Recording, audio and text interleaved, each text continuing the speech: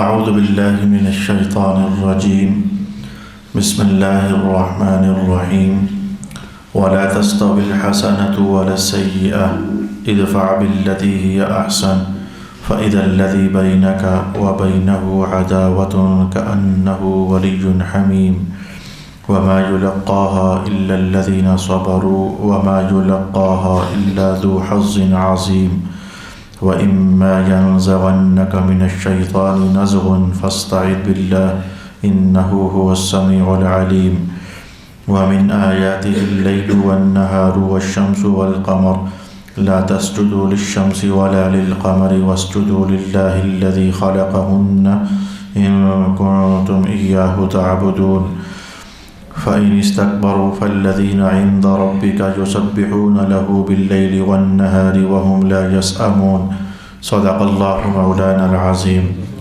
الصلاة والسلام عليك يا سيدي يا رسول الله الصلاة والسلام عليك يا سيدي يا حبيب الله الصلاة والسلام عليك يا سيدي يا شفيع المذنبين وعلى آلك وأصحابك يا سيدي يا رحمة للعالمين.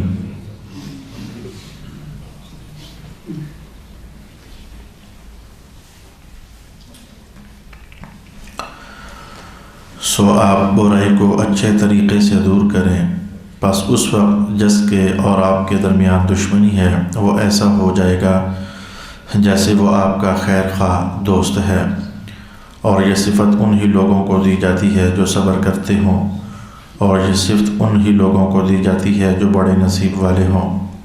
اور اے مخاطب، جب کبھی شیطان کی طرف سے تمہارے دل میں کوئی وسوسہ آئے تو اللہ کی پناہ طلب کرو، بے شک وہ بہت سننے والا، خوب جاننے والا ہے. اور اس کے نشانیوں میں سے رات اور دن اور سورج اور چاند ہیں، اور تم نہ سورج کو سجدہ کرو اور نہ چاند کو، اور اللہ ہی کو سجدہ کرو جس نے ان کو پیدا کیا ہے، اگر تم صرف اسی کی عبادت کرتے ہو. پھر بھی اگر یہ لوگ تکبر کریں تو جو فرشتے آپ کے رب کے پاس ہیں وہ رات اور دن اس کی تسبیح کرتے رہتے ہیں اور وہ تھکتے نہیں ہیں. صدق اللہ مولانا العظیم.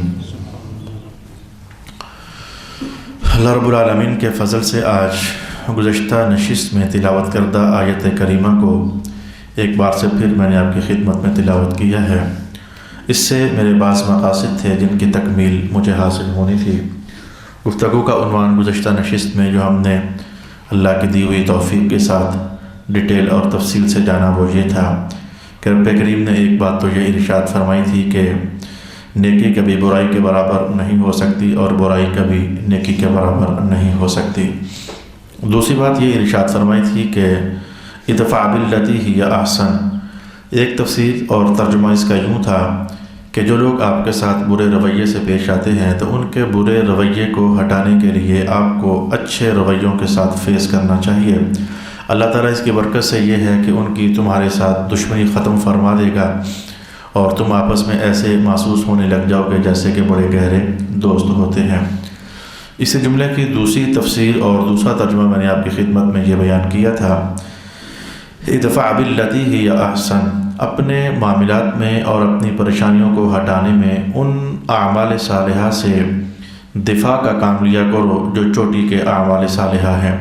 یعنی ایک تفسیر کے مطابق برے رویے کا جواب اچھے رویے سے دو، دوسری تفسیر کے مطابق اپنے آنے والی مصیبتوں اور پریشانیوں سے دفاع کیسے کرو، اچھائیوں کے ساتھ اور اعمال صالحہ کے ساتھ دفاع کرو. جیسے کہ میں نے اس سلسلے میں آپ کو مختلف دفاع کرنے کے طریقے رسول پاک علیہ السلام کی طرف سے بیان بھی کیے تھے. رسول پاک علیہ السلام تو بہت ساری آیات بینات کے ذریعے ہی دفاع کر لیا کرتے تھے. کبھی نماز کے ذریعے حضور پاک دفاع کر لیا کرتے تھے، کبھی سرکار دو عالم علیہ السلام تسبیح پڑھنے کے ساتھ اپنا دفاع کر لیا کرتے تھے.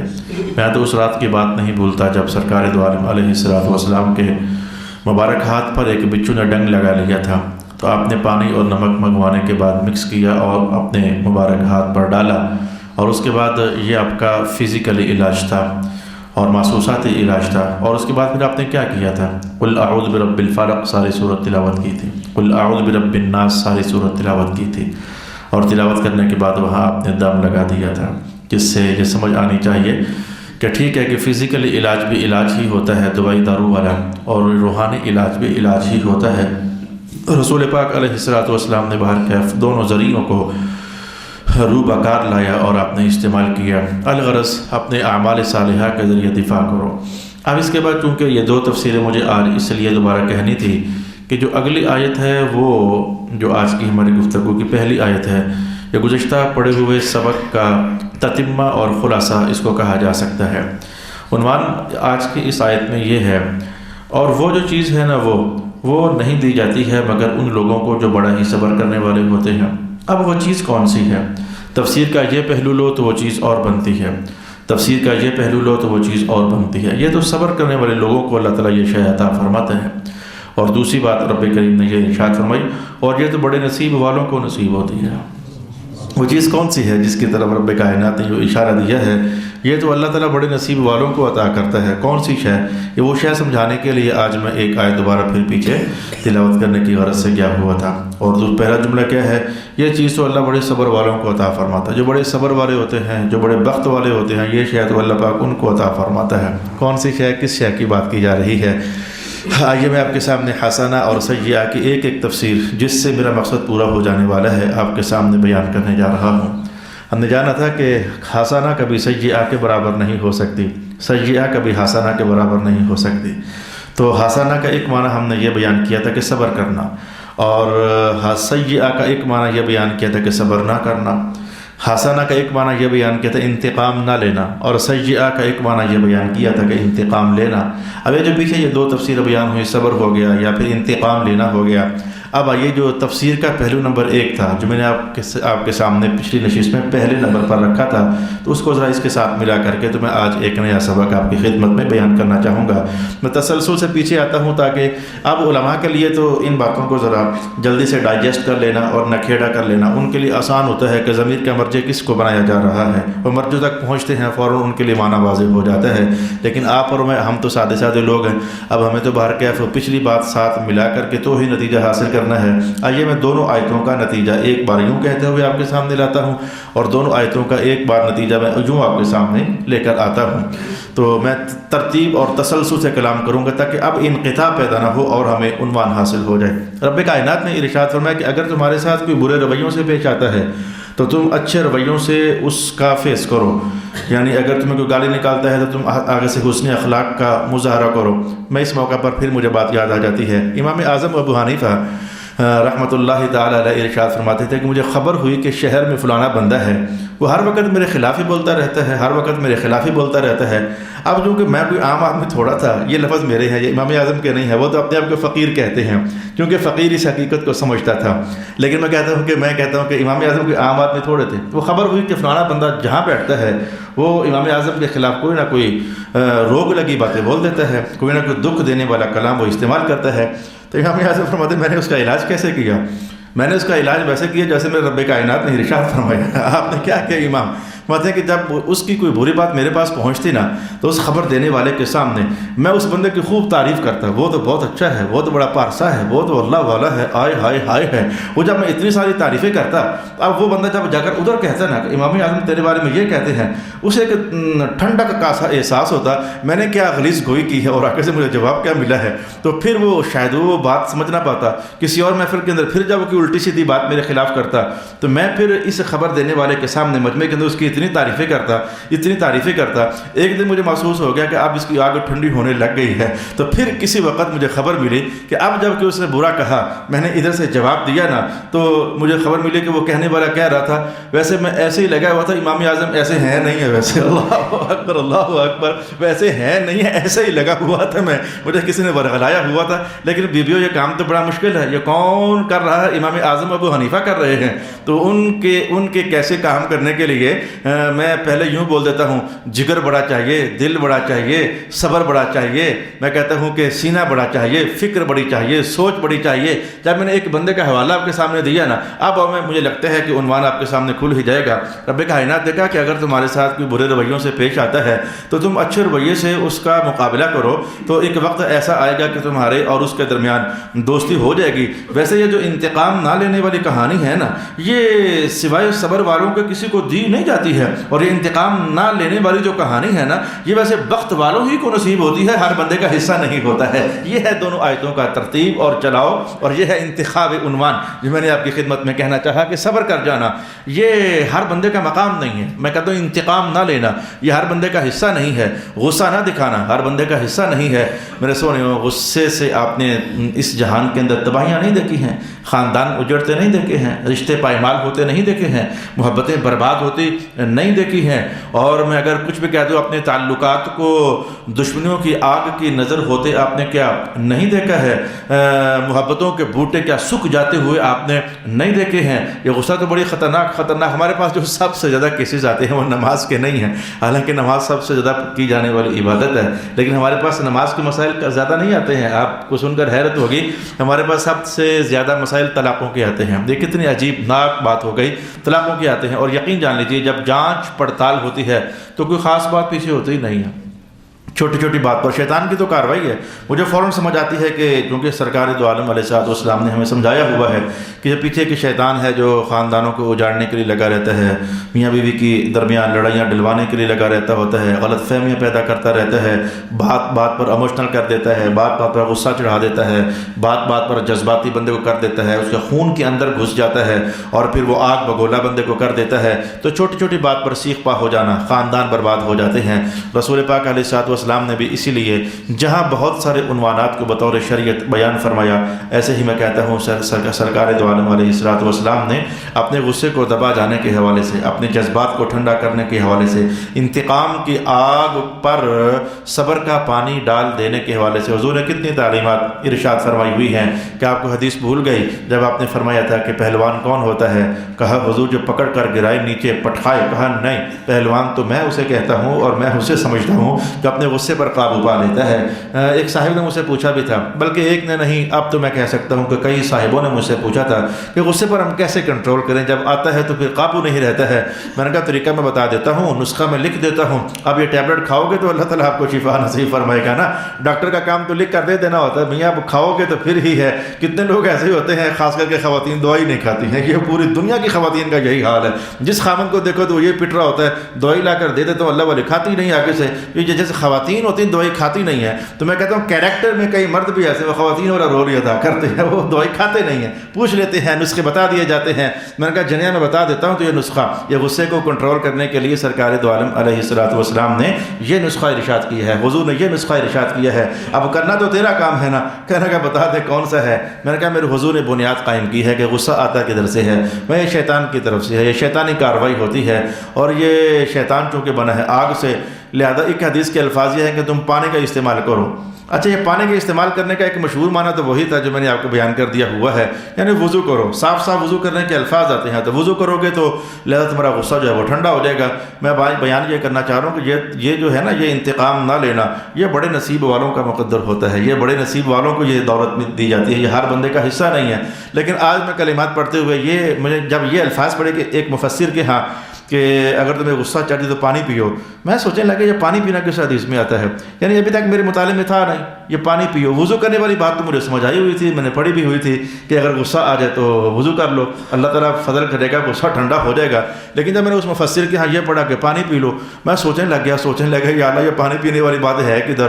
پھر میرے مطالعے سے یہ حدیث گزری کہ یہ آگ سے بنا ہے تو پانی سے اس کا علاج کرو۔ میں سمجھ گیا پھر جب ہے جو آگ سے تو پانی بھلے باہر سے ڈالو بصورت وضو، پانی بھلے اندر ڈالو بصورت پینا، ہے تو پانی نہ پانی سے علاج کرنے کا رسول پاک علیہ السلام نے حکم ارشاد فرمایا۔ ایک تو کام یہ ہے، پر اس وقت کون وضو کرنے کے لیے جائے؟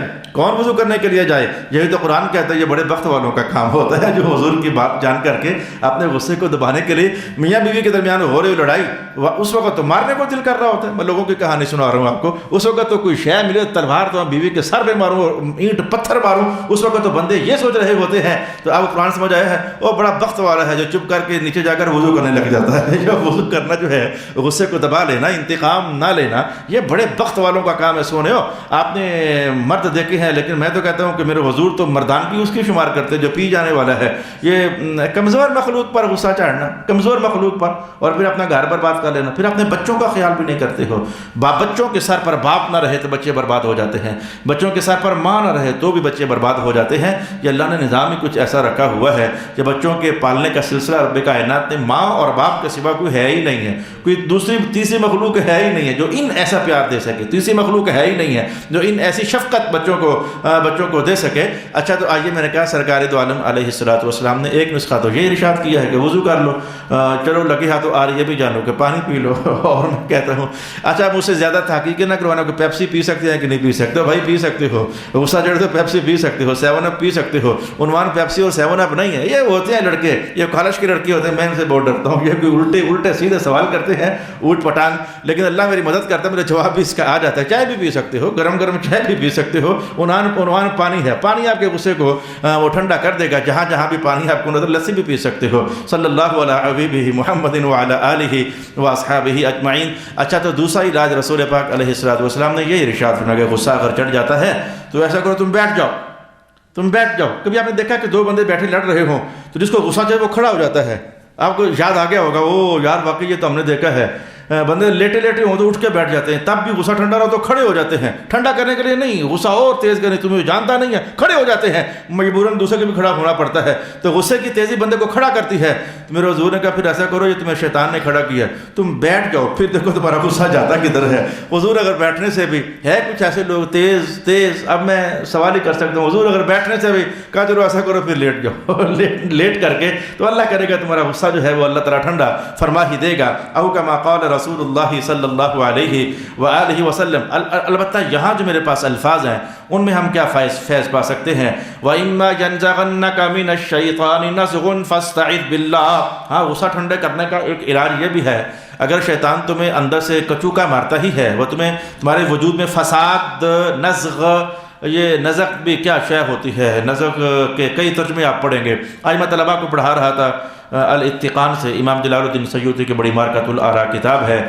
قرآن پاک میں کچھ وجوہ اور نظائر کا جو بیان ہے، یہ وجوہ القرآن کیا ہے اور نظائر القرآن کیا ہے۔ ظاہر میں نے بچوں کو کوشش کرنی ہے کہ ٹرینڈ ہو جائیں اور اچھے طریقے سے یہ بھی کل قرآن کھول کر بیٹھے تو اللہ ان کو نور نصیب فرمائے۔ تو وجوہ، ہمارے ائمہ کبار نے فرمایا کہ جس بندے کو قرآن کا وجوہ پتہ نہیں ہے، جو وجوہ القرآن نہیں جانتا اور جو نظائر القرآن نہیں جانتا، وہ تقریریں جتنی مرضی کر لیں، وہ کبھی فقیہ نہیں ہو سکتا، وہ کبھی دانا نہیں ہو سکتا۔ یہ وجوہ القرآن کا جاننا اتنا ضروری ہوتا ہے۔ یہ وجوہ القرآن کو سادے لفظوں میں آپ یوں ہی سمجھو کہ ایک لفظ اللہ پاک نے قرآن پاک میں 20 مرتبہ استعمال کیا، کیا 20 مرتبہ ایک ہی معنی ہوگا؟ ایک لفظ اللہ پاک نے 100 مرتبہ استعمال کیا قرآن پاک میں، تو کیا 100 کی 100 مرتبہ ایک ہی معنی ہوگا؟ بہت سارے لوگ یہ بات سمجھ نہیں سکے، اس لیے ان کے ترجموں کے اندر کوتاہیاں واقع ہوئیں، ان کے ترجموں کے اندر کمیاں واقع ہوئیں۔ ایک لفظ اللہ ایک مقام پر استعمال کرے، دوسرے مقام پر، تیسرے مقام پر، ایک شخص کے لیے، دوسرے شخص کے لیے، ایک ذات کے لیے، دوسری ذات کے لیے، تو میاں ہر جگہ معنی ایک ہی کر دینا خطرناک بات ہے۔ یہ خطرناک بات ہے، تبھی تو ترجمہ کرتے ہوئے قلم پھسل گیا جب ترجمہ یوں کیا گیا وَمَكَرُوا وَمَكَرَ اللَّهُ، لوگوں نے مکر کیا اور اللہ نے مکر کیا۔ اب یہ وجوہ القرآن نہ جاننے کا نتیجہ تھا کہ مکر کا ایک معنی دونوں جگہ پر جوڑ دیا کہ لوگوں نے بھی مکر ہی کیا اور اللہ نے بھی مکر ہی کیا۔ یہ وجوہ القرآن نہ جاننے کی وجہ تھی کہ وَوَجَدَكَ ضَالًّا فَهَدَىٰ، کہ آپ کو گمراہ پایا اور ہدایت عطا فرما دی۔ اب یہ ضالًا کا معنی ہمیشہ یہ گمراہ کرنا تھوڑا ہوتا ہے، یہ وجوہ القرآن اگر پتہ ہو کہ کس مقام پر کس لفظ کا معنی کیسے کرنا چاہیے، لفظ تو ایک ہی ہے، واو جیم ہا ضا لام یا، مادہ ایک ہے، لفظ ایک ہے، لیکن اللہ کسی کو فضل سے نواز دے کہ کہاں معنی کیا کرنا ہے، کہاں معنی کیا کرنا ہے، کہاں معنی کیا کرنا ہے۔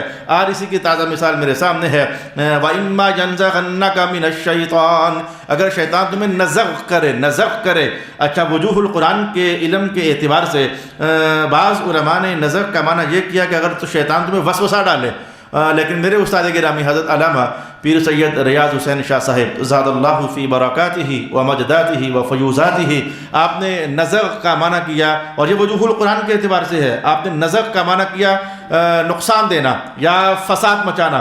اگر شیطان تمہارا نقصان کرنا چاہے تو فٹافٹ فاستعذ باللہ، اللہ کی پناہ میں آ جانا۔ اگر شیطان تمہارا نقصان کرنا چاہے تو اللہ کی پناہ میں آ جانا۔ اگر شیطان تمہارے وجود میں فساد ڈالنا چاہے تو اللہ کی پناہ میں آ جانا۔ لیکن میں باہر کہف تفسیر کے پہلے حصے پر چونکہ رکا ہوا ہوں تو لہذا رب کائنات نے نسخہ دیا کہ وَإِمَّا يَنزَغَنَّكَ مِنَ الشَّيْطَانِ، اے مخاطب جب کبھی شیطان تمہارے دل میں کوئی وسوسہ ڈالے، یعنی غصہ انجیکٹ کرنا چاہے کسی کے خلاف، اپنوں کے خلاف یا بیگانوں کے خلاف، تو تجھے اللہ تعالیٰ بتاتا ہے فَاسْتَعِذْ بِاللَّهِ، میری پناہ مانگنا، میری پناہ میں آ جانا، اور جو میری پناہ میں آ جاتا ہے پھر شیطان کا اثر نہیں رہتا، غصہ شیطان کا اثر ہے، اللہ کی پناہ میں آؤ گے اس کا اثر ادھر ہی ختم ہو جائے گا۔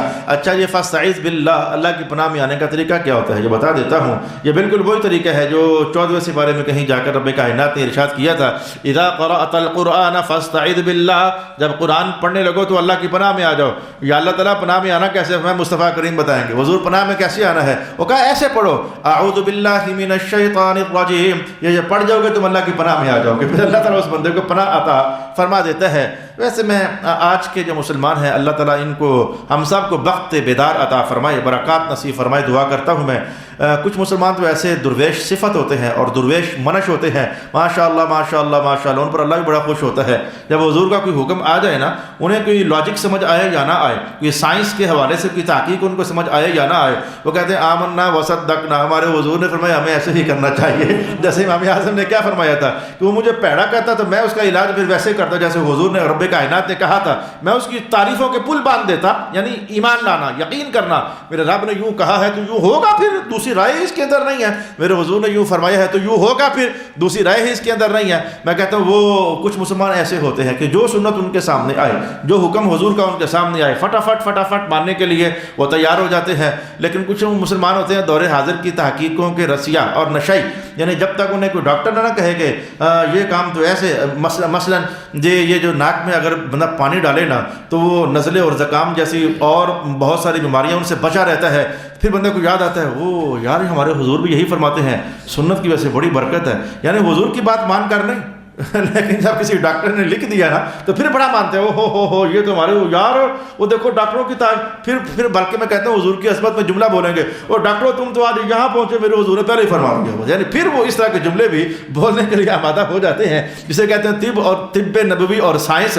میرے حضور کی باتیں جب سنتے پڑھتے ہو، جیسے کہ کھڑے ہو کر پانی پینے سے پیٹ کے اندر موٹاپے کا مرض پیدا ہو جاتا ہے، اچھا ڈاکٹروں نے تحقیق یہ کی ہے، اچھا ویسے 100 بار سمجھاؤ کہ بیٹھ کر پانی پیو بھائیو، بیٹھ کر پیو، شاید وہ طلب نہ ہو، کچھ مسلمان ہیں ایسے، لیکن جب کوئی ڈاکٹروں کی تحقیق پڑھیں گے وہ یار یہ جو کھڑے ہو کر پانی پینے سے بندہ موٹا ہوتا ہے، اس لیے ہمارے حضور نے تو پہلے ہی فرما دیا ہوتا ہے، ڈاکٹر تو آج پہنچے ہیں یہاں، یعنی وہ جب کوئی ایسی میچ کرتی بات سنتے ہیں نا تو پھر وہ بڑے خوش ہوتے ہیں، محظوظ ہوتے ہیں، ان کے دل میں سنت کا بھی احترام پھر پیدا ہو جاتا ہے۔ اب آئیے میں کہتا ہوں کہ سائنس پڑھ کر کے تو حضور کی باتوں کو سینے سے لگانے والوں تو اسی پوائنٹ آف ویو سے دیکھ لیتے ہیں، یہ جو غصے پر کبھی آپ نے سائنس نہیں پڑھی ہے، یہ جو بلڈ پریشر ہائی ہوتا ہے یہ غصہ ہی تو پیچھے ہوتا ہے، یہ جو بعض اوقات بندے کی دماغ کی رگیں پھٹ جاتی ہیں، یہ خون جوش میں آتا ہے، غصہ ہی تو پیچھے اس کے کار فرما ہوتا ہے۔ تمہاری سائنس یہ کہتی نہیں ہے کہ بی پی آئی ہو جائے، رگیں دماغ کی پھٹ جاتی ہیں، بی پی آئی ہو جائے تو بندہ مریض ہو جاتا ہے، بی پی بعض اوقات بندے کو فالج ہو جاتا ہے، یہ خون کے جوش زیادہ ہو جانے سے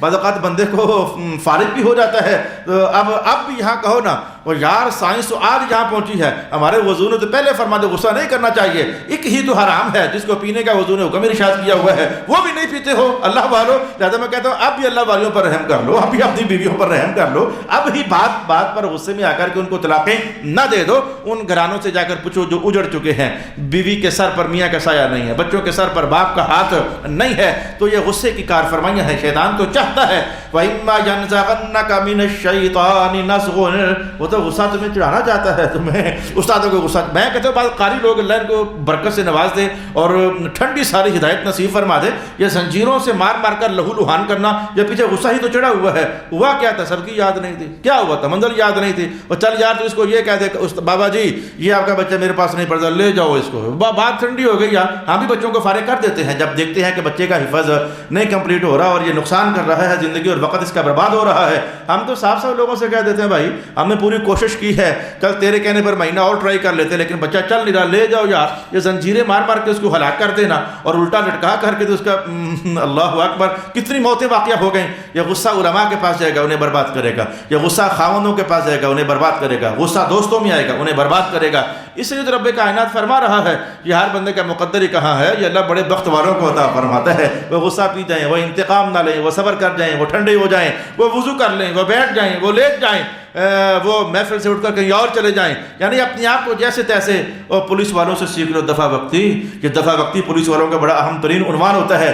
جیسے تیسے ایک بار یہ مجمع ٹھنڈا کرو، پھر دیکھیں کہ کب بنتا ہے تو کب نہیں بنتا. یہ دفعہ وقتی کرنا تو سیکھ لو، ان پولیس والوں سے سیکھ لو. اچھی بات جہاں سے ملے میں کہتا ہوں لے لینی چاہیے اور سیکھ لینی چاہیے. الصلاۃ والسلام علیک یا سیدی یا رسول اللہ. فزیکلی محسوساتی چیزوں میں دیکھنا چاہو تو ہنڈیا میں جوش ایک ہی بار آتا ہے، جب ایک ابل جائے پھر گر جائے نا پھر دوبارہ نہیں ابلتی. آپ کو بتاؤں میں، پھر ویسے ہی اندر نکی نکی رجتی رہتی ہے، لیکن وہ ابل کر کناروں پر آ کر گر جائے پھر دوبارہ پھر ایک بار نہیں ہوتا ہے. اسے گرنے ہی سے تو بچانا ہوتا ہے. بار بار پھونکے مارتے ہو، کبھی چولہا ہلکا کرتے ہو تو چولہے کا غصہ ٹھنڈا کرتے ہو نا، ہنڈیا کو ضائع نہ کر دیں تو اپنے اندر کے چولہے کا غصہ بھی ہلکا کرنے کا اہتمام کرو.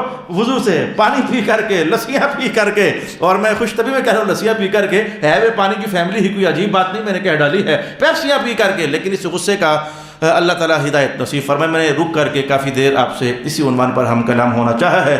آئیے میں تفسیر کا دوسرا پہلو آپ کے سامنے بیان کروں. دوسرا پہلو بیان کرنے سے قبل مجھے ایک نہیں، دو نہیں، تین نہیں، چار نہیں، یہ معاشرہ بھی بڑی زبردست تحقیقاتی کتاب ہوتی ہے. یہ لوگ جو ہے وہ کھلی کتاب ہوتے ہیں. ان کی کہانیاں پڑھ پڑھ کر کے، ان کی باتیں سن سن کر کے تو ہمیں گھر بیٹھے بیٹھائے علم حاصل ہو رہا ہوتا ہے کہ گھروں میں چل کیا رہا ہے، ماحول میں ہو کیا رہا ہے، لوگ جی کیسے رہے ہیں. یہ فون کا بھلا کرے اللہ تعالیٰ، اس کا اچھا استعمال ہو تو پھر بھلائی کرے. میں کہتا ہوں کہ یہ فونوں پر لوگ مسائل پوچھتے ہیں، کہانیاں سنتے ہیں، لوگوں کے گھروں کے خوفناک حالات پڑھتے ہیں. میں کہتا ہوں کہ کچھ لوگ ایسے ہیں کچھ لوگ کہ کبھی ان سے پوچھ لے جا آج کل کیا بات ہے، غیر حاضری ہو رہی ہے صاحب، کیا کریں بس کوئی ٹینشنیں جان نہیں چھوڑ رہی ہیں. سنجیدگی کے ساتھ جواب دو، پھر ٹینشنیں جان نہیں چھوڑ رہی ہیں. بس میں پرسوں ترسوں کہیں یہ اس بات کو صدمے کے ساتھ دیکھتا ہوں. میں فجر کی سے وقت کہیں میں 2 منٹ پہلے آ جاتا ہوں تو چل 2 قدم چل لوں تو پھر نماز اس مسجد میں جماعت سے پڑھ لوں گا. تو میں یہ نظارہ میں نے کئی بار دیکھا. یہ دکھ والی بات ہے. ایک طرف سے عقیدت والی بات بھی ہے، محبت والی بات بھی ہے، لیکن صحیح جانو تو دکھ والی بات ہے کہ لوگ یہاں سے گزرتے ہیں، ابھی جماعت نہیں ہوئی فجر کی تو جاتے جاتے مسجد کی دیوار کو ہاتھ لگا کر چوم کر جاتے ہیں. بڑی محبت والی بات ہو گئی. مسجد کے دروازے کو ہاتھ لگا کر چوم کر جاتے ہیں، بڑی محبت والی بات ہو گئی. ایک بار مجھے تہجد کے ٹائم لاہور پہنچنا تھا، میں پہنچا تو میں نے زبانی تلاوت کر رہا تھا. میں داتا صاحب کے اوپر کھڑے ہو کر اس مزار پر حاضری دے کر میں ایسے اللہ کے مخلوق کو دیکھ رہا تھا کچھ سوچتے ہوئے. تو میں دیکھا کہ 100 میں سے 80 بندے گزرتے گزرتے ایسے کر رہے ہیں. یہ میں نے نظارہ دیکھا. میں کہتا ہوں کہ عقیدت مندو اور محبت والو، ویسے تو دیواروں کو ہاتھ لگا کر چومو، یہ تو بڑی عقیدت کی بات ہو گئی، لیکن جانتے نہیں ہو کہ اصل حکم یہ تو نہیں ہے. اصل حکم تو اندر جا کر سجدہ دینا ہے. وہ آپ کا سجدہ کہا گیا. ان کی عقیدت کو دیکھ کر خوش ہوتا ہوں، عقیدت کو دیکھ کر. اور جب دیکھتا ہوں کہ یہ ان کی عقیدت بس باہر سے ہے، یہ اندر جا کر سجدہ تو دے نہیں رہے، نماز تو پڑھ نہیں رہے ہیں، تو یہ کیا کس کام کی عقیدت ہے. یہ دکھ بھی کرتا ہوں، ان کی عقیدت سے خوش بھی ہوتا ہوں کہ اللہ کے گھر کو عزت دے رہے ہیں، لیکن جب نماز پڑھے بغیر گزر جاتے ہیں تو دل کے اندر دکھ بھی بہت سارا محسوس کرنے لگ جاتا ہوں. تو الغرض جب بندے پر پریشانیاں زیادہ آتی ہیں، ہجوم بن جاتا ہے، تو پھر وہ مشکلات میں گر جاتا ہے. تو وہ ان مشکلات کو حل کرنے کے لیے ادھر ہاتھ مار، ادھر پاؤں مار، ادھر گھوم، ادھر آ، ادھر جا، کسی طریقے سے مشکلیں آسان ہو جائیں. اب ایسے میں رب کائنات نے کہا کہ جب تم پر کوئی مصیبت آتی ہے تو پھر اعمال صالحہ کے ذریعے اپنے آپ کو بچاؤ، اپنا دفاع کرو. تو اعمال صالحہ کے ذریعے دفاع کرنا، ادھر ادھر الجھ نہ جانا، رب کائنات نے کہا یہ بڑے بخت والوں کا کام ہوتا ہے، جو غمی کے اندر بھی ہمیں ہی یاد رکھنے والے ہوتے ہیں، جو پریشانیوں کے اندر بھی ہمیں ہی یاد رکھنے والے ہوتے ہیں، جو کسی اور کے پاس اپنے دکھوں کا مداوع اور علاج نہیں ڈھونڈتے ہیں، وہ دکھوں کا علاج اور مداوع ہمارے پاس آ کر کے تو تلاش کرتے ہیں. وَمَا يُلَقَّاهَا إِلَّا الَّذِينَ صَبَرُوا. جب اللہ مصیبت میں ڈال دے تو صبر کے ساتھ جم جانا، کہنا مولا میں تیرے دروازے پر بیٹھا ہوا ہوں، یہ غمیاں دینے والا تو ہے، خوشیاں بھی تو ہی عطا فرمانے والا ہے. اور جب اللہ تعالیٰ دکھوں کا گھیرا بندے کے ارد گرد تنگ کر دے تو بندہ اللہ کی دہلیز رحمت سے نہ اٹھے، یہ کہتے ہوئے کہ اے میرے اللہ تو نے فرمایا ہوا ہے کہ جو رب دکھ دیتا ہے وہ سکھ بھی عطا کرتا ہے. تیرے محبوب نے فرمایا ہوا ہے کہ دکھوں کے اندر رہ کر کے تو سکھوں کا انتظار کرنا یہ عبادت نہیں ہوتی، بلکہ یہ افضل ترین عبادت ہوتی ہے. میرے اللہ میں نے نہیں جانا، میں نے تیرا دروازہ نہیں چھوڑنا. میں میاں صاحب تو کتوں سے بھی کہتے ہیں وفا سیکھنی ہو تو ان کتوں سے سیکھیں. یہ رات بھر بھی اپنے مالک دے در راکھی کرتے ہیں، لیکن پھر بھی بھوکے ننگے جاتے نہیں ہیں. مالک ٹھڈا بھی مارے پھر بھی نہیں جاتے ہیں. اور جو تمہارا مالک ہے سونے ہو وہ تو اللہ رحم کرے، اللہ رحم کرے، وہ تو اگر تمہیں گراتا بھی ہے تو اٹھانے کے لیے گراتا ہے. وہ اگر تمہیں پریشانی میں ڈالتا بھی ہے تو تمہارے کسی مستقبل کو منور کرنے کے لیے، پریشانیوں میں ڈالتا ہے، یہ میرا بیان نہیں ہے، یہ رسول پاک صلی اللہ علیہ وآلہ وسلم ارشاد فرماتے ہیں اللہ جب بھی کسی بندے کو غم میں ڈالتا ہے، دکھ میں ڈالتا ہے، پریشانی میں ڈالتا ہے تو جان جانا چاہیے کہ اللہ تعالیٰ آن قریب سیجعل اللہ بعد عسر یسرا، اللہ تعالیٰ آن قریب اسے خوشیوں کا سویرا بھی عطا فرمانے والا ہوتا ہے۔ میرا خیال یہ ہے کہ الفاظ کچھ زیادہ ہوئے ہیں لیکن میں تفسیر کے دونوں پہلو آپ کی خدمت میں کہہ پایا ہوں۔ وَمَا يُلَقَّاهَا إِلَّا الَّذِينَ صَبَرُوا وَمَا يُلَقَّاهَا إِلَّا ذُو حَظٍّ عَظِيمٍ۔ اللہ اکبر، اللہ اکبر۔ جناب ابوبکر کی کہانی تو آپ کو پتہ ہی ہے، کئی حدیثیں ہم نے کئی بار دہرائی ہیں، آج پھر دہراتے ہیں، ایک حدیث کے الفاظ دہراتے ہیں، ایک اور حدیث کے الفاظ دہراتے ہیں۔ رسول پاک علیہ الصلوۃ والسلام نے یہ دن کی بات ہے جب حضور اور جناب ابوبکر اکٹھے ایک جگہ پر بیٹھے ہوئے تھے تو ایک شخص نے آ کر کے جناب ابوبکر کو سیدھی ڈائریکٹلی لائیو گالی نکال دی، تو آپ آگے سے چپ کر گیا، آپ نے کچھ نہ بولا، تو اس نے پھر گالی نکال دی، تو آپ پہلے تو آپ نے صبر سے کام لیا، پھر آپ نے کچھ جواب دیا، ایک دو آپ نے گالی تو نہیں نکالی ہوگی، یقیناً حضور کے سامنے بیٹھ کر حضور کے صحابہ باپ میں بھی گالی نہیں نکالتے تھے، وہ جانتے تھے کہ گالی نکالنے کے بارے میں حضور نے فرمایا ہوا ہے یہ من سب المسلم من الکبائر، مسلمان کو گالی نکالنا یا کبیرہ گناہ ہے، وہ تو بعد میں گالی نہیں نکالتے تھے، حضور کے سامنے تو سوچا بھی نہیں جا سکتا، لیکن جواب دینا چاہا کہ تو مجھے کیوں ایسا کہہ رہا ہے۔ جناب ابوبکر نے اتنے لفظ کیا بولے تھے تو سرکار دو عالم علیہ الصلوۃ والسلام اٹھ کر کے تو اس دو شخصوں کی محفل سے، یعنی ایک آپ تھے ایک جناب ابوبکر تھے، اٹھ کر کے تو وہ تشریف لے کر جانے لگے، تو جناب ابوبکر پریشان ہوئے، اٹھ کر فٹافٹ پیچھے حضور کہا تو نے آگے سے بولا ہے، کہا یا رسول اللہ جب میں نے صبر کیا تھا تب بھی تو آپ دیکھ ہی رہے تھے وہ مجھے برا کہہ رہا تھا، میں نے صبر کیا تھا حضور تب بھی آپ ادھر تھے، اور اب جب میں نے تھوڑا سا بولنا چاہتا حضور آپ اٹھ کر کے تشریف لے کر جا رہے ہیں، تب حضور رحمۃ عالم نے جیسے کہ یہ فرمایا، یہ جملہ حدیث میں نہیں ہے، اسے میں نے کہا جیسے کہ یہ فرمایا، ابوبکر جو میں دیکھ رہا تھا تو نہیں دیکھ رہا تھا نا، یہ جیسے کہ یہ جملہ فرمایا۔ اب یہ جو جملہ ہے جو میں نے حدیث میں نہیں ہے، میں نے خود سے بولا ہے، اگلا جملہ دیکھ لو، آپ نے کیا فرمایا، جب تک تو چپ تھا رب کائنات نے ایک فرشتہ بھجوایا ہوا تھا، وہ تیری طرف سے جواب دے رہا تھا، اور جب تو نے بولنا شروع کر دیا ہے تو رب کائنات نے فرشتے کو پھر واپس بلا لیا ہے، تو پھر شیطان ادھر آ گیا تھا، تو میں نے کہا اب شیطان کی محفل میں ہونا تو ٹھیک نہیں ہے، میں اٹھ کر پھر یہ جانے لگ گیا تھا۔ رسول پاک علیہ الصلوۃ والسلام نے کتنا خوبصورت تبصرہ کیا، آپ نے کہا ایک بندہ یہ ہے، ایک یہ ہے، ایک یہ ہے، یہ سب سے اچھا ہے، یہ سب سے ماڑا ہے، بس اس کا کام برابر برابر ہو گئے۔ تینوں بندوں کا حضور نے اسی ٹاپک کے حوالے سے حوالہ دے دیا، یہ ایک یہ ہے، ایک یہ ہے، ایک یہ ہے، تینوں کا عنوان ایک ہے، لیکن اس عنوان میں یہ سب سے اچھا ہے، اس عنوان میں یہ سب سے برا ہے، اور اس عنوان میں اس کا کام برابر برابر ہے، نہ یہ اچھا ہے نہ یہ برا ہے۔ اب حدیث کے الفاظ جانتے ہیں، رسول پاک علیہ الصلوۃ والسلام نے فرمایا کہ غصہ جب آتا ہے نا، غصہ لوگ تین طرح کے ہوتے ہیں، ایک سب سے اچھا ہوتا ہے، حضور وہ کون سا ہوتا ہے سب سے اچھا، میں جس کو غصہ آئے دیر سے اور چلا جائے جلدی، یہ تو سب سے اچھا ہے، آیا دیر سے اس نے غصہ ہی نہ کیا اور چلا گیا، سب سے جلدی جلدی، یہ تو سب سے اچھا ہے غصے کے عنوان میں۔ اچھا تو فرمایا کہ یا رسول اللہ دوسرا، میں جس کو غصہ آیا جلدی اور گیا دیر سے، یہ سب سے پیڑا بندہ ہے، یہ تو سب سے پیڑا بندہ ہے۔ اس حدیث میں تین بندے ہیں، چوتھے کا حوالہ میں کسی اور حدیث سے نکال کر دوں گا۔ اور پھر آپ نے فرمایا کہ ایک وہ بندہ ہے جس کو جلدی آیا جلدی گیا ادھر غصہ آیا ساتھ ہی گیا، وہ پل بھر کا غصہ تھا، بس یہ کام برابر برابر ہی ہے، جلدی غصہ آ گیا یہ پیڑا کام ہے، جلدی چلا گیا یہ اچھا کام ہے، کام برابر ہو گیا۔ یا رسول اللہ جس نے غصہ کیا ہی نہیں ہے، یہ اس حدیث میں نہیں ہے، حضور جس نے کیا ہی نہیں ہے، میں وہ تو پہلوان ہے، اللہ اکبر، وہ تو پہلوان ہے، پھر جس نے غصہ کیا نہیں ہے وہ تو پہلوان ہے۔ میرا خیال ہے کہ اب ہمیں اس عنوان کو روک کر کے تو اگلا سفر طے کرنے کی کوشش کرنی چاہیے۔ بہت کھل کر کے میں نے آپ سے کہنا چاہا ہے، نوجوان لوگ، نوجوان لڑکے اپنے ماں باپ کے بارے میں احتیاط کریں۔ نوجوان لوگوں کی بھی شکایات ہیں، جہاں نوجوانوں کی شکایات اپنی بیویوں کے حوالے سے ہیں، وہاں نوجوانوں کی شکایات اپنے ماں باپ کے حوالے سے بھی ہیں۔ اپنی کمزور اور رحم دل ماں کے آگے بولو گے آپ، کمزور اور رحم دل ماں کے آگے بولو گے آپ اپنے والد کے آگے بولو گے جس نے زندگی بھر تمہارا بوجھ اٹھا کے رکھا، اور تم ایک نوالا اٹھا کر اپنے منہ میں ڈالنے والے نہیں تھے، اس نے تمہیں وہاں سے اٹھان دی، تمہاری تعلیم کی، تمہاری تربیت کی، تمہاری خوراک اور پوشش کا اہتمام کیا، اور اسی باپ کو آنکھیں دکھانے لگ جاؤ گے۔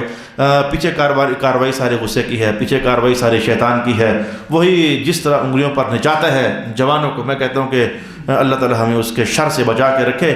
یہ مضبوط ترین سہارا اللہ کی پناہ میں آنے والا ہے۔ اعوذ باللہ من الشیطان الرجیم، اعوذ باللہ من الشیطان الرجیم، جو بہت مضبوط سہارا ہے اللہ کی پناہ میں آنے والا۔ اچھا اب آئیے ہم آگے بڑھنا چاہیں گے۔ وَمِنْ آيَاتِهِ اللَّيْلُ وَالنَّهَارُ وَالشَّمْسُ وَالْقَمَرُ۔ آیت ویسے اپنے عنوان کے اعتبار سے تو دہرائی کے درجے والی ہے، کئی بار ہم نے جانی ہے، لیکن چلیں چلتے چلتے 2-4 باتیں ہم پھر بھی جان لیں گے، چلتے چلتے 2-4 باتیں ہم سیکھنے کا اہتمام کر ہی لیں گے۔ وَمِنْ آيَاتِهِ اللَّيْلُ وَالنَّهَارُ، اللہ کی آیات میں سے ہے رات بھی اور اللہ کی آیات میں سے ہے دن بھی، اللہ کی نشانیوں میں سے ہے سورج بھی اور اللہ کی نشانیوں میں سے ہے چاند بھی۔ اس سے پہلے میں نے کچھ ان ایسی جہتوں سے آپ کے سامنے باتیں کی، مثلا رات اور دن ہے تو ان ایسی جہتوں سے میں نے باتیں کی، 2-4 جملوں میں دہراتے ہیں۔ رات اللہ نے آرام کرنے کے لیے بنائی ہے، سکون پانے کے لیے بنائی ہے، تھکاوٹیں اتر جاتی ہیں، اور دن اللہ نے روشنیوں کے لیے، کام کاج کرنے کے لیے۔ یہ تو قرآن پاک کا بیان ہے، وَجَعَلْنَا اللَّيْلَ لِبَاسًا وَجَعَلْنَا النَّهَارِ مَعَاشًا۔ یہ سورج ہے، اس سے جناب عالی ہمارے اناج پک جاتے ہیں، یہ چاند ہے، اس سے ان کے اندر ذائقہ اور مٹھاس پیدا ہو جاتی ہے۔ چلو ہم نے اس عنوان سے، یہ سورج اور چاند ہے، اس سے دن اور رات بنتے ہیں، تاریخیں بنتی ہیں، مہینے بنتے ہیں، سال بن جاتے ہیں، تو ہمیں اپنی زندگی کے کاموں کو متعین کرنے کا ایک رنگ نظر آ جاتا ہے۔ 6 مہینے کے بعد جی اب 6 مہینے ہوتے کب ہے جی؟ 4 ہفتے گزرے تو 1 مہینہ بنتا ہے جی، اور 7 دن گزرے تو 1 ہفتہ بنتا ہے جی۔ اب 1 دن کیسے گزرے تو کہیں گے یہ 1 دن گزر گیا ہے، مہینے کے لیے تو 4 ہفتے گزرے، ہفتے کے لیے تو 7 دن گزرے، تو دن کیسے سمجھ آئے گی؟ سورج نکل کر ڈوب جائے تو 1 دن ہو گیا جی، سورج ڈوبنے کے بعد پھر نکل آئے تو 1 رات ہو گئی جی۔ یعنی یہی میں نے آپ کو بیان کیا، یہ سارے اللہ پاک نے مشینریاں ہمیں عطا فرمائی ہوئی ہیں اوقات متعین کرنے کے لیے۔ لیکن آج ایک جملہ ان چاروں کو ملا کر کے میں تازہ آپ کی خدمت میں عرض کرنا چاہوں گا۔ یہ رات اور دن کے اندر بھی نشانی تو ہے، سوچو، یہ سورج اور چاند کے اندر بھی نشانی تو ہے، سوچو، یہ کیا سورج پورا سال یہ ایک ہی زاویے سے ابھرتا ہے اور ایک ہی زاویے پر ڈوبتا ہے، یا یہ زاویے بدلتا رہتا ہے جس سے موسم بدلتے رہتے ہیں؟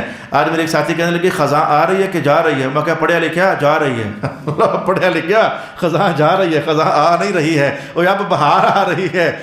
میرے بھی ساتھی بھی کیا درویش آدمی، خزاں آ رہی ہے کہ جا رہی ہے؟ میں کہا فی الحال تو جا ہی رہی ہے، تو اگلے سال پھر آ جائے گی۔ تو یہ خزاؤں کے آنے، خزاؤں کے جانے، نہ سردی ہمیشہ، نہ گرمی ہمیشہ، اور نہ بارشیں ہمیشہ، نہ دھوپ ہمیشہ، نہ بادل ہمیشہ، نہ یہ دن ہمیشہ، نہ رات ہمیشہ۔ تو ایک مفسر نے کیا دیا تھا، ان کی طرف غور کر، رب کائنات تجھے سمجھا رہا ہے، یہ اتنے بڑے بڑے سورج، اتنے بڑے بڑے چاند، جب ان کی حالت ایک نہیں ہے تو بندیا تیری بھی تو حالت ایک نہیں ہونی چاہیے، نہیں کہ حالت تیری ہے ہی نہیں ہے، نہ تیری خوشیاں ہمیشہ ہیں، نہ تیری غمیاں ہمیشہ ہیں۔ ویسے ایک شعر میں نے بڑا اوکھا کر کے دہرا کر یاد کیا تھا، تو آج میں آپ کو سنا دیتا ہوں، میرے عنوان کے ساتھ جڑ رہا ہے، میاں صاحب کا کلام ہے۔ وہ میں نے کسی عالم سے پوچھا یار یہ صحیح کیسے ہے؟ عنوان تو مجھے پتہ ہے لیکن اس کے کلام کیسے؟ کہنے لگے ایسے ہی ہوتا ہے۔ میں کہ اس کو میں یاد کرتا ہوں، تو آج میرے عنوان کا حصہ بنا ہو کہ بندہ ایک حال پر نہیں ہے، گئی جوانی آیا بڑھاپا، جاگ پیاں سب پیڑا، کس کم آسن محمد بخشا سونف اجوین ہریڑا، کس کم آسن محمد بخشا سونف اجوین ہریڑا۔ میں کہتا ہوں کہ پھر یہ بندے کی ایک حالت نہیں ہے نا۔ آپ آج سے پہلے تک اپنی زندگی کا جائزہ لو، خوشیاں آئی ہیں کہ نہیں آئیں لیکن ختم ہو گئیں، غمیاں آئی ہیں کہ نہیں آئیں لیکن ختم ہو گئیں، بیماریاں آئی ہیں کہ نہیں آئیں لیکن ختم ہو گئیں، ہمارا بچپن آیا تھا کہ نہیں آیا لیکن ختم ہو گیا، جوانیاں آئی ہیں کہ نہیں آئیں ختم ہو گئی، ایسے بڑھاپے بھی ختم ہو جانے والے ہیں۔ تمہاری زندگی میں پیسوں کی ریل پیل آئی ہے کہ نہیں آئی؟ آئی ہے، ختم ہو گئی۔ غربتیں آئی ہیں کہ نہیں آئیں؟ ختم ہو گئیں۔ ہم نے غربتیں دیکھی، نہ رہیں، ہم نے خوشحالیاں دیکھی، وہ بھی نہیں رہنی ہیں۔ میں کہتا ہوں ہم نے مال دیکھا، نہ رہا، نئی گاڑیاں لیں، پرانی ہو گئیں، ہمارے بچے ہوئے، جوان ہو گئے، ہمارا گھر تھا پرانا ہو گیا، نیا بنایا ٹوٹ گیا، زلزلے آئے۔ یہ کائنات میں فنا طاری ہے، اور ہر لحظہ جو ہے فنا طاری ہے۔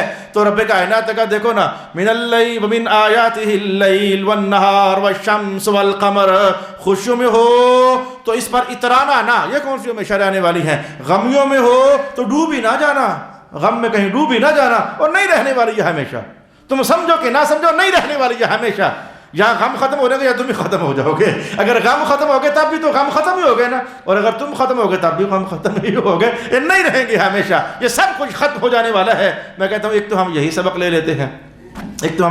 لیتے ہیں، بعض اوقات بندے کو کچھ بھی نہیں ہوتا۔ میں آپ کو انٹرنلی کیفیات میں سے بعض اوقات بندہ بیٹھا ہوا ہے، اچانک یا سارا دن افسردہ ہے، کیا ہوا یار پتہ نہیں یار، بس ایسے کوئی نہ افسردگی ہوا کچھ بھی نہیں ہے، یعنی اندر کیفیات۔ اور بعض اوقات بندہ اتنا حشاش بشاش ہوتا ہے، ہوا کچھ بھی نہیں ہوتا، پھر بھی آج بڑے خوشحال نظر آ رہے ہو، یہ جملے بولے جاتے ہیں۔ یعنی یہ اندر کی کیفیات، باہر کی کیفیات، بندہ کبھی بھی کسی ایک حالت میں نہیں ہے، لفظ حالت اس کی شان کے لائق ہی نہیں ہے۔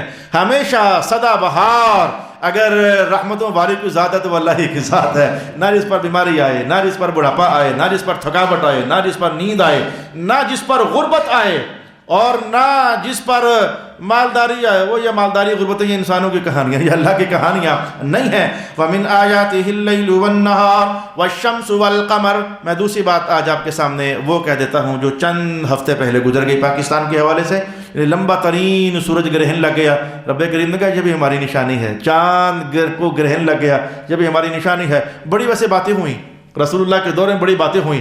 وہ چاند کو گرہن لگا تو حضور پاک علیہ السلام نے ان کو ٹونے کے لیے یہ ویسے یہ کیا کہتے ہیں، یہ کیا کرتے ہیں، میں برا تم کیا کہتے ہو جب یہ ایسا ہوتا ہے؟ تو کہتے ہیں یا رسول اللہ ہم یہ سوچتے ہیں کہ شاید آج نا کوئی بہت بڑی ہستی ذات کوئی پیدا ہوئی ہے یا فوت ہوئی ہے، ہم اس کو اس کے ساتھ ریلیشن دیتے ہیں حضور، ہمارا خیال یہ ہوتا ہے۔ رسول پاک علیہ السلام نے اس طرح جملہ ارشاد فرمایا نہیں نہیں نہیں نہیں، یہ جو سورج اور چاند ہے اس کا جو گرہن لگنا ہے اس کو کسی کی ذات کے آنے اور جانے سے، زندہ ہونے، پیدا ہونے اور مرنے سے کوئی دخل نہیں، یہ اللہ کی نشانیوں میں سے ایک نشانی ہے۔ جب اللہ چاہتا ہے یہ نشانی دکھاتا رہتا ہے، لیکن ایسے میں اس نشانی کو دے کر ہمیں کوئی حکم بھی ہے یا کہ حکم نہیں ہے؟ ہاں جی حکم ہے۔ رسول پاک علیہ السلام جب چاند کو گرہن لگتا تو نماز آپ ادا فرماتے ہوتے تھے، لیکن وہ نماز جماعت کے ساتھ نہ ہوتی، مختصر ہوتی، چھوٹی سی ہوتی، مختصر ہوتی، 2 رکعتیں حضور ادا فرما لیتے، اللہ نشانی دکھا رہا ہے، اللہ خیر فرمائے۔ لیکن جب سورج کو گرہن لگتا تو سبحان اللہ، حکمت میں نہیں جانتے، میرے حضور ہی جانتے ہیں، گرہن ادھر بھی لگا، گرہن ادھر بھی لگا، لیکن جب سورج کو گرہن لگتا تو ذرا حضور کی نماز کی کیفیت دیکھنا، تلاوت کے حساب سے یوں لگتا ہے جیسے سورہ بقرہ ساری پڑھ دی ہے حضور نے، یہ تقریباً 2.25 سپاروں کے قریب بن جاتی ہے۔ اور رکوع کے حساب سے یوں لگتا جیسے رکوع جو ہے نا پہلی رکعت جتنی لمبی تھی اس کے قریب ہے۔ اب الفاظ کا معنی خود آپ سمجھیں، یوں سمجھو کہ اگر پہلی رکعت میں 1.25 سپارہ، دوسرے کے اندر سپارہ، مثلا 2.25 سپارے تو یوں ہی پورے ہو گئے نا تقریباً، تو حضور 1.25 سپارہ تلاوت کر کے فارغ ہوئے تو رکوع میں تشریف لے گیا، تو یوں لگا کہ رکوع جو ہے یہ قیام کے قریب ہی ہے، برابر تو نہیں لیکن قریب ہی ہے، بہت لمبا رکوع نہ ہو گیا۔ پھر رکوع کر کے جب حضور اٹھے تو پھر یوں لگا کہ آج حضور نے سجدے میں نہیں جانا، جو یوں لگنے لگ جاتا، یعنی لمبا سارا وہ جسے آپ قومہ کہتے ہو، لمبا سارا قومہ، ویسے تو قومہ چھوٹا ربنا لک الحمد، لیکن آج حضور پتہ نہیں کیا پڑھ رہے ہوتے، کہاں آپ کی توجہ مبارک گھوم رہی ہوتی، اور پھر جب سجدے میں جاتے تو لگتا کہ سجدہ رکوع سے تھوڑا کوئی چھوٹا ہے، سجدہ رکوع سے تھوڑا کوئی چھوٹا ہے، قیام 1.25 سپارے کا رکوع سے تھوڑا کوئی چھوٹا، سجدہ اس سے تھوڑا کوئی چھوٹا۔ اب پہلی رکعت جب پوری ہوتی تو جب دوسری رکعت میں حضور تشریف لے جاتے تو لگتا کہ دوسری رکعت پہلی رکعت سے تھوڑی کوئی چھوٹی ہے، یعنی سپارہ کو تلاوت ہو گئی، اور جو دوسری رکعت کا رکوع ہے یہ پہلی رکعت کے رکوع سے تھوڑا کوئی چھوٹا ہے۔ اب میں نے بڑا سوکھا ترجمہ آج آپ کے لیے کیا ہے تاکہ آپ کے سامنے تصویر جم جائے کہ ان ایسے موقعوں پر وہ دوربینیں لے کر سورج کو دیکھو بھائی، اور مولوی صاحبوں سے مسئلے پوچھو بھائی کچھ ہوتا تو نہیں ہے جی دیکھنے سے، وہ ادھر جو جا رہے ہو ادھر آؤ نا، حضور نے کیا فرمایا تاکہ ہم وہ کریں، ادھر آنا چاہیے۔ میں آپ کو یہ تعلیم آج بتانا چاہتا ہوں، وہ مسئلے مسائل پوچھنا جی کچھ ہوتا تو نہیں ہے نا جی، وہ اگر کوئی بچہ ہو انسان کے وجود میں آنے والا تو کہیں اس کو کچھ نقصان تو نہیں ہوتا، آنکھیں تو خراب نہیں ہوتی، اور بھائیو ادھر جو جا رہے ہو ادھر آؤ نا، کہ حضور کیا کرتے ہوتے تھے، پھر حضور جب سجدوں میں جاتے تو دوسری رکعت کے سجدے پہلی رکعت کے سجدوں سے بس تھوڑے ہی سے چھوٹے ہوتے، تو اس طریقے سے وہ 2.25 سپارے، وہ لگتا ہے کہ باقی دورانیہ میں 2.25-3 سپارے اور گویا کہ ٹائم پتہ نہیں کیا حضور اس کے اندر پڑھتے ہوتے تھے۔ تو یہ میں کہتا ہوں کہ اگر اللہ کی نشانیاں کبھی دیکھنی میسر ہو جائیں تو پھر اگر سورج گرہن ہے نا تو نماز ادا کیا کریں جماعت کے ساتھ، بہت اچھا ہے، تنہا بھی نماز ادا کی جا سکتی ہے۔ یہ تو موقع کبھی کبھی آتا ہے، میں اپنے دوستوں سے اپنے طلباء سے کہتا ہوتا ہوں زندگی کے وہ موقع جو بڑے کم بنتے ہیں انہیں ضائع نہ کیا کرو۔ آپ جی کہو جی مثلاً جی میں کہتا ہوں مثلاً یہ جی کہ پیارے بھائیو یہ مرنا تو ہم نے ایک ہی بار ہے کہ 2-4 بار مرنا ہے، ایک ہی بار مرنا ہے، تو مرنے کے بعد جب مرنا ایک بار تو وراثت بھی ایک ہی بار ہے، قانون وراثت ایک ہی بار ہے، قانون وراثت ہماری دولت پر اللہ کا حکم جاری ہو یہ ایک ہی بار ہے، اور وہ بھی ہم پتر سے غصے ہو کر آگ کر دیتے ہیں۔ یا بالکل ابھی مجھے چند دن پہلے ایک فون آ گیا، میں ایک بڑے شہر سے، میں نے نام لینا چھوڑ دیا، وہ ہوتا یہ ہے کہ میں نام تو لے لیتا ہوں، تو جب بچے کہیں کلپ بنا کر وہ جب چڑھاتے ہیں تو جب وہ بھی سنتا تو کہتا ہے یہ میری بات ہو رہی، وہ کلپ تو پھر ہر جگہ چڑھ جاتے ہیں۔ میں کہتا ہوں کہ ایک بڑے شہر سے فون آ گیا کہ ہمارے ابا جی فوت ہو گئے ہیں، تو انہوں نے فوت ہونے سے 10 سال پہلے جائیدادیں ساری ہم بھائیوں کو دے دی، بہنوں کو کچھ نہ دیا، اور دلیل ان کی یہ تھی کہ میں نے ان کی شادی کر دی ہے۔ میں کہا تھوڑی کی تھی کہ نہیں کی تھی؟ جی ساڑی بھی کی سی، خرچہ آیا سی کہ نہیں آیا؟ جی آیا سی۔ میں کہا پھر یہ کیا ہے انہوں نے؟ کہنے لگا اس لیے تو ہم پریشان ہیں، جب میں نے ذرا ادھر سے ملا تو ساتھ ہی وہ بھی ادھر سے ہو گئے، ویسے کسی اور کچھ اور پوچھنا چاہتے تھے کہ جائیداد میں سے کچھ بنتا ہے کہ نہیں بنتا. میں کہا نہیں بنتا, لیکن کہنے کہ ہم پریشان ہیں. ویسے میں نے کہا واقعی تمہیں پریشان ہونا چاہیے. رسول پاک علیہ الصلوۃ والسلام اس طرح کی تقسیم کو ناانصافی والی تقسیم قرار دیتے ہوتے تھے. تو میں کہنا اس زندگی میں دے دوں کر بہنوں کو محروم کر کے بیٹوں کو مال دے دیا, تو میں کہتا ہوں جیسے کہ اب یہ ایک ہی بار عمل کرنا تھا, اس عمل کا ایک ہی موقع تھا, وراثت تقسیم ہو مرنے کے بعد, میں کہتا ہوں اس کو بھی ہم نے ضائع کر دیا. تو لہٰذا میں کہتا ہوں جو کام کم عمل کے موقع میسر آتے تو ان کو تو ضائع نہ کیا کرو. تو ایسے ہی سورج کو گرہن لگنا, چاند کو گرہن لگنا, وہ کہتا ہے ویسے پھر ہم کریں کیا. میں نے کہا اچھا ایسا کرو کہ بہنوں کو خوش کر دو. کہنے لگے کیسے؟ کہا بابا جی نے جو آپ کو مال دیا تھا نا, اس میں سے بہنوں کے لیے کھول دو منہ. بہنوں جتنا کہتی ہو ہم تمہیں دینے کے لیے تیار ہیں. بہنیں خوش ہو جائیں گی.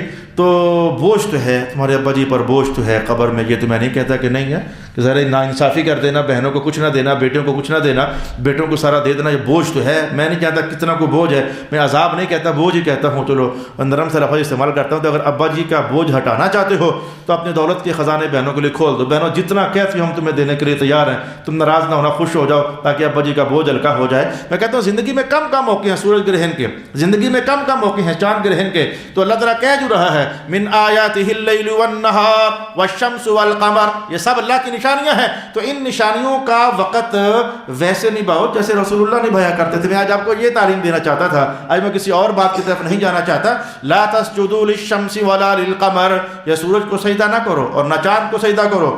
واسجدوا للہ الذی خلقہن, اس اللہ کو سجدہ کرو جس نے ان کو پیدا کیا ہوا ہے. ان کنتم ایاہ تعبدون, اگر اسی کی عبادت کرتے ہو. فإن استکبروا فالذین عند ربک, آپ بھی اگر یہ تکبر کریں تو جو مخلوقات اللہ کے پاس ہیں, تیرے رب کے پاس ہیں, وہ تو صبح و شام یسبحون باللیل والنہار, صبح و شام تسبیحیں پڑھتے ہیں. وہم لا یسأمون, اور وہ تھکتے نہیں ہیں. دو باتیں کہتا ہوں. ایک بات میں یہ کہتا ہوں کہ آپ پر سجدہ تلاوت لازم ہو چکا ہے. دوسری بات میں یہ کہتا ہوں کہ سجدہ تلاوت کے حوالے سے 5 دن پہلے مہمان میرے پاس آئے لاہور سے, تو کہنے لگے جی میں تلاوت کر رہا تھا, وہ بھی تلاوت کر رہے تھے سویرے, تو کہنے لگے جی میں نے ابھی سجدے والی آیت پڑھی ہے. یہ ہونے کرنا لازمی ہوتا ہے کہ سارے اکٹھے بھی کر سکتے ہیں. میں نے کہا ویسے ابھی کر لو تو اچھا ہی ہے, خلاصی ہو جائے, لیکن اگر 14 کے 14 بات میں اکٹھے ہی کرنا چاہو تب بھی ہو سکتا ہے. اسی محفل میں کر لو, بات میں کر لو, 2-3 اکٹھے کر کے کر لو. یہ ہے بوجھ, یہ لازم ہے, واجب ہے, یہ کرنے ہی کرنے ہیں. اس کا کوئی وقت متعین اگرچہ نہیں ہوتا, لیکن جس قدر جلدی ہو سکے لگے آتے ساتھ ساتھ نہ بیٹھتے چلے جاؤ. مجھے اپنے بچپن کا لطیفہ ایک بار یاد آتا ہے. مجھے پر کافی سارے سجدے جڑے ہوئے تھے, کافی سارے سجدے, بچپن کی بات ہے. آج مجھے سبق یاد نہ ہوا تو استادوں نے کہا تو چھٹی نہیں ہے. مجھے شیطان چمٹ گیا تو میں نے کہا میں نے بھی سبق یاد نہیں کرنا. یہ جو جب شیطان جو ہوا پھر وہ غصہ چڑھاتا ہے تو بندے کو چمٹ جاتا ہے نا. اچھا میں کیا کروں بھائی, سبق بھی میں نے یاد نہیں کرنا. میں نے کہا میں سارے پچھلے سجدے پورے کروں گا. وہ میں نے 200-250 سجدہ کیا اس دن. میں نے کہا میں نے بھی سبق یاد نہیں کرنا. اللہ تعالیٰ مجھے معاف کرے, اللہ تعالیٰ میرے ان استادوں کو بھی جنت عطا فرمائے جن کی محنتوں سے آج ہم 2 لفظ پڑھنے کے قابل ہوئے. یہ وہی ہیں کہ جن کے میں نے گزشتہ چند دن پہلے خواب میں حرمین کی کسی دکان پر دیکھا. یہ وہی ہیں, اللہ ان کے درجے میں اضافہ فرمائے. لیکن مجھے اپنے 250 سجدے بھولتے نہیں ہیں. وہ غصہ چڑھا تو میں نے کہا میں نے یاد ہی نہیں کرتا. میں نے آج 250 سجدہ اپنا, تو 250 بھی کیا جا سکتا ہے, لیکن وہ تو غصے والی کہانی تھی نا. اب ساتھ ساتھ نبیڑ کے رکھو, جو آیت پڑھی ساتھ ہی سجدہ کیا, جو آیت پڑھی ساتھ ہی سجدہ کیا. ایک بات تو یہ ہے, اور بس میٹھی سی بات پر ہم سبق یوں ختم کر لیتے ہیں.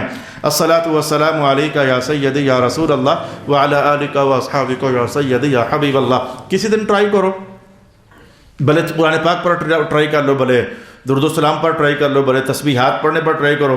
آج میں نے سارا دن پڑھنا ہے, جو بھی پڑھنا ہے, تلاوت یا درود و سلام یا ذکر, تو میں کہتا ہوں ذرا 1.5-2 گھنٹے گزرنے دو, پھر دیکھنا ذرا, کہو کہ بس یار یہاں سے کر کے درد ہو رہی ہے. کہو کہ بس یار مجھ سے نہیں پڑھا جاتا, آپ تھوڑا کچھ سکون لینا چاہیے. اس لیے میرے حضور رحمت عالم نے زبان سے بھی ذکر دیا ہوا ہے, دل سے بھی دیا ہوا ہے. اگر منہ تھک جائے تو چلو دل سے ذکر کرو, لیکن کرتے رہو. لیکن بندہ تھک جاتا ہے, بعض بار بندہ تھک جاتا ہے. تو رب کائنات نے کہا جو فرشتے ہیں یسبحون لہ باللیل والنہار, وہ صبح و شام تسبیحیں پڑھتے ہیں. وہم لا یسأمون, تھکتے تو نہیں ہیں. اس پر ائمہ تفسیر نے بحث کی کہ فرشتے تو اور بھی کام کرتے ہیں, جیسے ہم انسان ہیں, دنیں کتنے کام کرتے ہیں, یہ سارے کائنات کے کام فرشتے ہی تو کرتے ہیں.